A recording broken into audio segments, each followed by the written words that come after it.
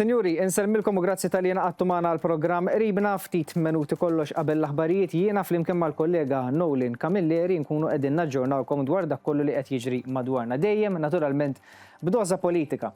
Illum ser nkun qegħdin niddedikaw ftit minuti nitkellmu dwar Emanuel Gallia. Ma nafx hekk smajtux bih jew inkella u xi isem ġdid għalikom. Emanuel Gallia huwa artikolista, jikteb fil-gazzetti indipendenti, jitkellem dwar temi politiċi iżda jirrappreżenta wkoll il-qasmijiet u l-fazzjonijiet li għadhom jeżistu llum il-ġurnata fih dan il-Partit Nazzjonalista.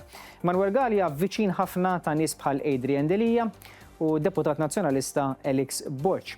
Infatti ser nħalli fidej Nolin, ħalli mill-ġdid jurina ftit min huwa Emanuel Gallia, x'inhu jagħmel b'kitbietu u fl-aħħar mill-aħħar x'narattiva qiegħed jirrappreżenta b'kitbietu. Ħanħalli fidej Nolin. Mbagħad nerġgħu neħdulha fil-programm u nikkonkludu flimkien. Fl-aħħar ġimgħat Emanuel J. Gallia kiteb artiklu fil-Malta Independent jikkritika lill-kap tal-Partit Nazzjonalista Bernard Grech. Din hija t-tieni darba fi 3 xhur li Gallia ħareġ kontra Grech. L-ewwel darba wara li Grech għamel ir-replika għall-budget. Dakinhar kien qal li Grech m'għandux viżjoni u li ma kienx jaf jinterpreta statistika. Imma mhux biss għax stqar li l-Partit Nazzjonalista qed jitlef il-kredibilità kif irrefera għal fatt li ma kienx kapaċi jippubblika l-kontijiet finanzjarji. Fl-aħħar każ, Gallia attakka d-diskors ta' Bernard Grech f'Għawdex fil-bidu ta' frar. Grech kien mar biex jipprova jgħid li għandu strateġija għal Għawdex.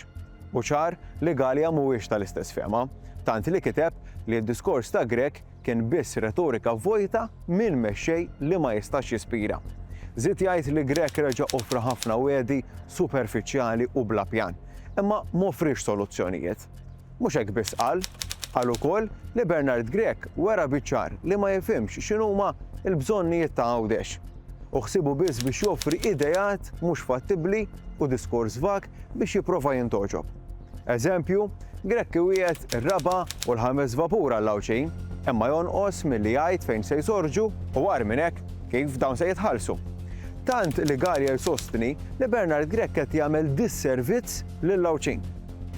Dawn il-kitbiet jikxfu aktar fid-der il-qasma fih dan il-Partit Nazzjonalista.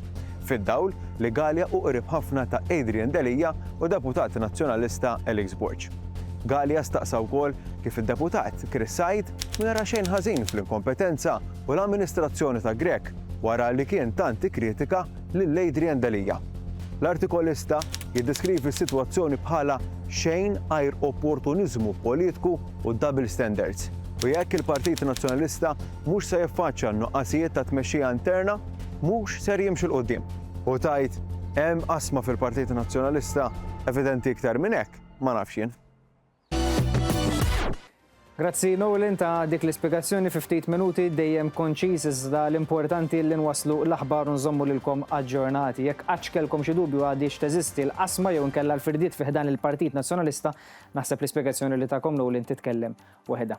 Intant mill-ġdid nirringrazzjakom talli kontu magħna intom li seguna ta' kuljum għal ftit minuti kollox il-programm Ribna ikun magħkom it-tnejn sa ġimgħa fis-7:15 ta' filgħaxija.